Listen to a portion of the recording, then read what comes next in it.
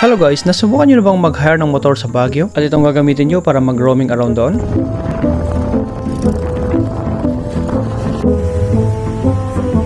Kung hindi pa, kungo na. Charis!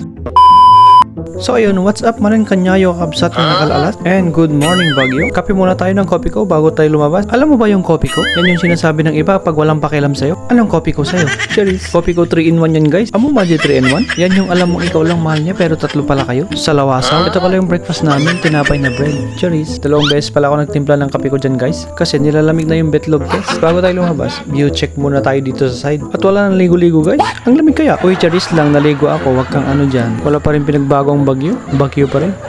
So yun, bago tayo lumabas, paalam muna tayo kay Big Boss. Ito pala nilakad namin galing sa transient. Pagdating mo sa highway, ilingat mo nagikindan. Kaya, slow down lang.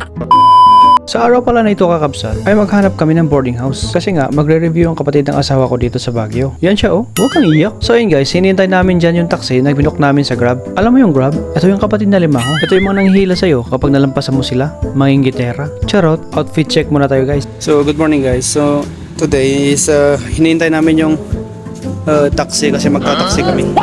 Ay ala, nagad-ado mo tilaw-lawate mo, nagad-ado nga soso, tibagbagam ita. Anya size na lagi tayo, small, medium, large? Charis. Alam nyo guys kung bakit hindi ako nag-seatbelt dyan? Kasi nga, nabasa ko itong fasten seatbelt at tinitiyak ko na hindi ako tinutukoy niyan. Kasi nga, walang your sa gitna. Dapat fasten your seatbelt. Kaya sigurado ako na hindi ako yan. Baka si mamang driver ang tinutukoy niyan. Charot. Himbag pa ni mamang pulis, amuna kita gusto nga direction. Hanga kasla duma dito. Chismosa. So yun guys, ito pala yung kamit up namin si Kuya. Isa sila sa mga nagpaparit ng mga motor dito sa Baguio. Kaya kung gusto nyo mag-rent ng motor upang may magamit kayong mag-ikot-ikot dito sa Baguio, pwede nyong kontakin ito. Kasi kapartner nila itong mga nagpaparit ng motor. Dito pala kami guys nag-stay nung dito kami sa Baguio. Mio gear pala nakuha namin guys kasi ito na lang yung last na unit na naiwan. Alam mo yung gear? Ito yung sinasabi mo pag nagagalit ka. Charot, ang daming klase ng motor na pwede nyong pagpilian guys. Pag nag-rent pala kayo guys, kailangan nila lang isang ID. Kaya dapat may isa pa kayong ID maliban sa driver's license nyo. Kasi nga hindi nila kinukuha yung driver's license. Tama nga naman, paano ka makapag-drive kung wala kang driver's license? Ano, itutulak mo na lang ganun? Kaya bago umaksyon, magproteksyon. Isuot ang helmet. Ang helmet ay para sa ulo at hindi para sa siko. So yun guys, dahil nga sa hindi natin kabisado yung mga daan dito sa Baguio, buti na lang nandyan si Wase. Alam mo yung Wase? Yan yung English ng wasay. Yung ginagamit sa pagsibak ng kahoy. Charot. So yun guys, bago kami maghanap ng boarding house, ay pupuntahan muna namin yung review center kasi hindi namin kabisado yung location. At doon din kami mag-start na maghanap ng mga boarding house para mas malapit doon sa review center. At sa wakas guys, nakita na namin yung location. Kaya happy kami guys. Charot. So yun guys, pagdating nga namin, nag-start na kami na maghanap ng boarding house. Alam mo yung start kabsat? Nung una, sabay pa kayo naghugas ng mga plato. Pero nung tumagal na, nagbabatuhan na kayo ng mga plato.